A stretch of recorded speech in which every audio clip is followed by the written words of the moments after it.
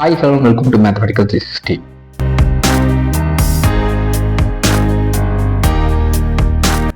இந்த வீடியோவில் நான் பார்ப்போம் சப்ஜெக்ட் வந்து பார்த்தீங்கன்னா 10ஆம் வகுப்பு கணக்கு இந்த சப்ஜெக்ட் தான் பார்க்க போகிறோம்.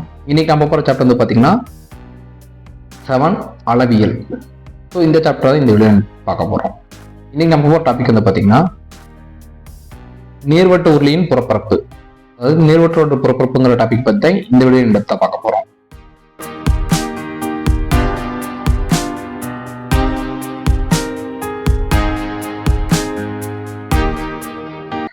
நேர்வட்ட உருளை உருவாக்கம் செயல் விளக்கம். நேர்வட்ட உருளைன்னா என்னன்னு சொல்லிட்டு நம்ம ப்ரீவியஸ் வீடியோல பார்த்திருக்கோம். அதே லிங்க் டிஸ்கிரிப்ஷன்ல கொடுத்திருக்கேன்.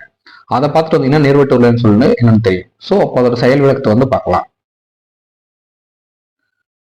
நீளம் L மற்றும் அகலம் B உடைய செவ்வகத்தாளை எடுத்துக்கொள்க. அது வந்து பாத்தீங்கன்னா அதாவது லென்த் நீளம் செவ்வகம் இருக்க மாதிரி ஒரு தாள் வந்து எடுத்துக்கங்க. ஸோ அதாவது ஒரு பேப்பர் வந்து பாத்தீங்கன்னா L லென்த்தும் B வித்தும் அதாவது அகலம் இருக்கிற மாதிரி ஒரு தாள் எடுத்துக்க சொல்றாங்க. ஸோ செகண்ட், அகல பக்கங்கள் B இரண்டும் இணையுமாறு செவ்வகத்தாளை சுழற்றி மடிக்க. அதாவது அகல பக்கம்னா இந்த B இருக்கு பாத்தீங்களா, இது ரெண்டுமே வந்து பாத்தீங்கன்னா இது ரெண்டும் ஜாயிண்ட் ஆகிற மாதிரி அதை வந்து ரொட்டேட் பண்ண சொல்றாங்க. ஸோ அதாவது எப்படி வரும்னா, ஸோ இப்போ நீங்க இந்த B ரெண்டு டச் ஆகிற மாதிரி கொண்டு போகும்போது என்ன ஆகும்னா ப்ளீஸ் இந்த மாதிரி ஃபார்மேஷன்ல வரும். ஓகேவா? ஸோ அப்போ அதாவது நீங்க இந்த பேப்பர் ரொட்டேட் பண்றீங்க. ஸோ தேர்ட் ஒன், அடிச்சுற்றவு L மற்றும் உயரம் B உடைய நேர்வட்ட உருளை கிடைக்கிறது.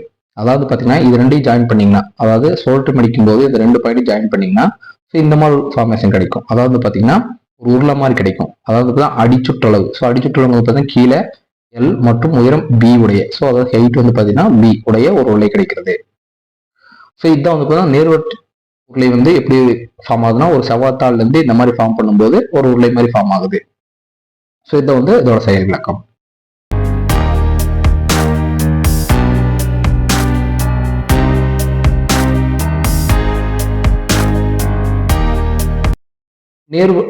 நேர்வட்ட உருளையின் புறப்பரப்பு, surface area of right circular cylinder. So இப்போ நேர்வட்டோட புறப்பரப்பு என்னன்னு சொல்லி பார்க்கலாம். ஸோ புறப்பரப்பு பார்க்க முன்னாடி ஃபர்ஸ்ட் வலைப்பரப்பு, அதாவது கவுடு சர்ஃபேஸ் ஏரியா. ஸோ அந்த உருளையோட வலைப்பரப்பு என்னன்னு பார்க்குறோம். நேர்வட்ட உருளையின் வலைப்பரப்பு செவ்வகத்தின் பரப்பு. அதாவது வலைப்பரப்புன்னு எதை சொல்லுவாங்கன்னா, ஸோ இந்த இடத்துல இருக்கு பார்த்தீங்களா இந்த மீண்டல், அதாவது சர்க்குலேட் பண்ணும்போது இதுதான் ஃபார்ம் ஆகும். So L into B. So அப்போ வலைபரப்புன்னு வந்து சர்ஃபேஸ் ஏரியா தான். அதாவது செவ்வகத்தை நம்ம ரொட்டேட் பண்ணி தான் இந்த மாதிரி ஒரு உருளை ஃபார்மேஷன் கொண்டு வந்தோம். ஸோ அப்போ இந்த சைடுக்கு வந்து பார்த்தீங்கன்னா இந்த செவ்வகத்தோட பரப்பு தான் வந்து பார்த்தீங்கன்னா அதோட வலைப்பரப்பு. அதனால வந்து பார்த்தீங்கன்னா செவ்வகத்தின் பரப்பு வலைப்பரப்புன்னு போட்டிருக்கோம். ஸோ ப்ரீவியஸ் பார்த்தீங்கன்னா தெரியும் இது எப்படி வந்து ஒரு லேக் கனெக்ட் பண்ணலாம்னு சொல்லிட்டு. அப்போ அந்த வலைப்பரப்புங்கும் போது அந்த வளைஞ்சிருக்க லொகேஷன்ல பரப்பு மட்டும் கண்டுபிடிக்கிறது தான் வலைப்பரப்பு. ஸோ அப்போ இந்த செவ்வத்தோட பரப்பும் அதுவும் ஈக்குவல் தான். ஸோ செவ்வத்து பரப்பு என்னன்னா L into B, அதாவது ரெண்டையும் மல்டிபிள் பண்ணால் அதோட ஏரியா கிடைச்சிடும். ஸோ செவ்வகத்தின் பரப்பு எப்படின்னு நமக்கு அடுத்து அந்த ஃபார்முலா L into B, லென்த்தையும் பெத்தையும் மல்டிபிள் பண்ணீங்கன்னா அதோட பரப்பு கிடைச்சிடும். ஸோ இப்போ வந்து பார்த்தீங்கன்னா L into B வந்து 2/r into H இதனால போட்டிருக்காங்கன்னா, ஸோ இப்போ நான் சொன்ன மாதிரி இந்த செவ்வத்தை வந்து பார்த்தீங்கன்னா ஒருலேயே கன்வெர்ட் பண்ணிடுவாங்க. இப்போ கன்வெர்ட் பண்ணும்போது என்ன ஆகும்னா நமக்கு சர்ஃபேஸோட ஏரியா மட்டும் தான் வேணும். இப்போ இந்த Lங்கிறது வந்து பார்த்தீங்கன்னா 2/r எதனால எடுத்திருக்காங்கன்னா, ஃபார் எக்ஸாம்பிள் வந்து பார்த்தீங்கன்னா இந்த லென்த் இருக்கு பார்த்தீங்களா, இது வந்து சர்க்குலர் ஃபார்மேஷன்ல இருக்கு. ஒரு சர்க்கிள்ல இருந்து அதோட லென்த் கண்டுபிடிக்கணும்னா என்ன ஃபார்ம்னா π into dன்னு சொல்லுவாங்க. அதாவது எந்த ஒரு சர்க்கிள் நீங்க எடுத்துட்டு அதோட மொத்த லென்த்தும் வந்து இந்த மாதிரி லீனியர் மோஷன் கன்வெர்ட் பண்றீங்கன்னு வச்சுக்கோங்களேன், அதை கண்டுபிடிக்கிறது வந்து பார்த்தீங்கன்னா πdன்னு சொல்லுவாங்க. ஸோ நம்ம வந்து ஏரியா கண்டுபிடிக்கிற எல்லாத்தையும் வந்து பார்த்தீங்கன்னா ரேடியஸ் தான் கண்டுபிடிச்சிருக்கோம். ஸோ இப்போ ரேடியஸ் வந்து பார்த்தீங்கன்னா πd. ஸோ டிங்கிறது என்ன மீன் பண்ணுதுன்னா இதோட இந்த சர்க்கிளோட மொத்த டயமீட்டர். ஸோ நமக்கு ஆர் வேணும்னா இப்போ வந்து பார்த்தீங்கன்னா 2r, அதாவது டிங்கிறது வந்து பார்த்தீங்கன்னா பாதி, அதாவது சர்க்கிள் இருந்து சென்டர் போர்ஷன்ல இருந்து அவர் லைனை வந்து ரேடியேஷன் சொல்லுவாங்க, சென்டர்ல இருந்து அதோட இதுக்கு. ஸோ அதுல வந்து பார்த்தீங்கன்னா இந்த பாதி மொத்தமா இருக்கிற சர்க்கிள் வந்து டின்னு சொல்லுவாங்க.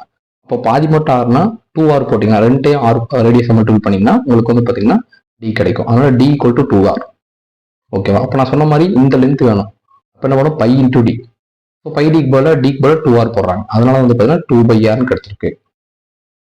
ஸோ அப்போ நீங்கள் எந்த சர்க்கிளோட சர்ஃபேஸ் கண்டுபிடிக்கணும்னாலும் πd தான் கண்டுபிடிக்கணும். ஸோ நமக்கு r இன்க்ளூட் பண்ணணும் ஃபார்ம்லாங்கிறனால தான் d ஈக்குவல் டு 2r. அதனால வந்து பார்த்தீங்கன்னா 2r, அதாவது π இருக்கு ஆல்ரெடி அவனாலேயே. ஸோ இப்போ இந்த லென்த்துக்கு பதிலாக 2/r போட்டிருக்கோம். ஸோ ஹெச் எதுக்குன்னா அதாவது இங்க எல் என்பது அடிப்பக்கத்தின் சுற்றளவு. ஸோ அடிப்பக்கத்தின் சுற்றளவு நம்ம இந்த சர்க்கிளுக்கு கண்டுபிடிச்சாச்சு. அதாவது இங்கிருந்து இங்க எவ்வளவு லென்த்னு. பி என்பது உயரம். ஸோ பி என்பது வந்து பார்த்தீங்கன்னா உயரம். அதை நம்ம என்ன சொல்லுவோம், உருளையில உயரத்தை வந்து ஹெச்னு சொல்லுவோம். அதனால ஹெச்னு எடுத்திருக்கோம். உருளை கண்டுபிடிக்கிறதுனால எல்லையும் 2πr ரேடியஸை கன்வெர்ட் பண்ணிட்டோம், பியும் ஹெச் ஹைட் கன்வெர்ட் பண்ணிட்டோம்.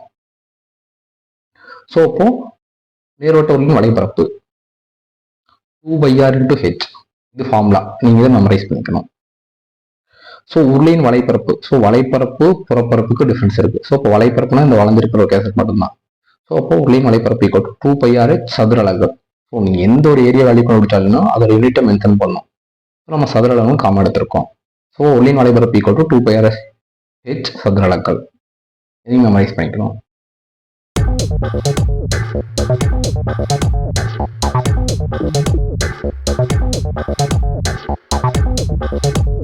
ஸோ செகண்ட், மொத்த புறப்பரப்பு, டோட்டல் சர்ஃபேஸ் ஏரியா. இப்போ என்ன பண்ணணும், உருளையோட மொத்த புறப்பரப்பு கண்டுபிடிக்கிறோம்.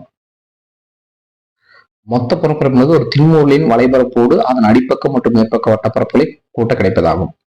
அதாவது மொத்த சர்ஃபேஸ் ஏரியாங்கிறது என்ன சொல்றாங்கன்னா, இப்போ நீங்க இந்த டயக்ராம் பார்த்தீங்கன்னா தெரியும்.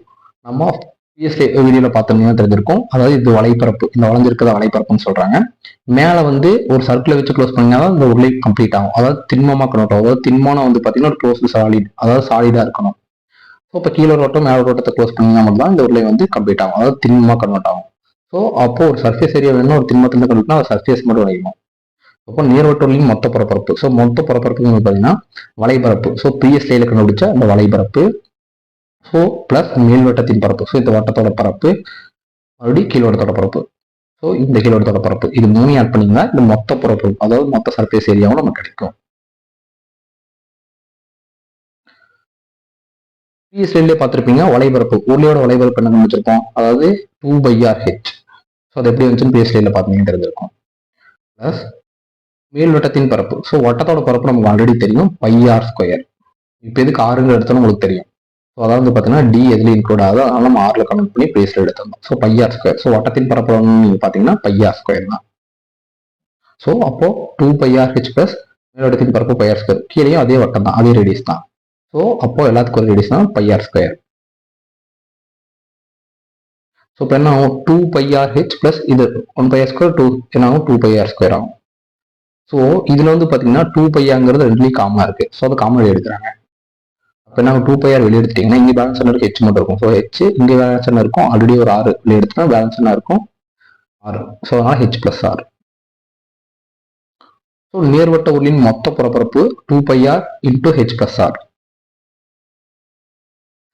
ஸோ உருளின் மொத்த புறப்பரப்பு equal to 2πr × h plus r சதுர அலகுகள். ஸோ இது ஃபார்மா நீங்க மெமரைஸ் பண்ணிக்கலாம். ஸோ உருளின் மொத்த புறப்பரப்பு 2πr × h பிளஸ் r. இது போட்டீங்கன்னா அந்த உருளையோட சர்ஃபேஸ் ஏரியா நமக்கு கிடைச்சிடும்.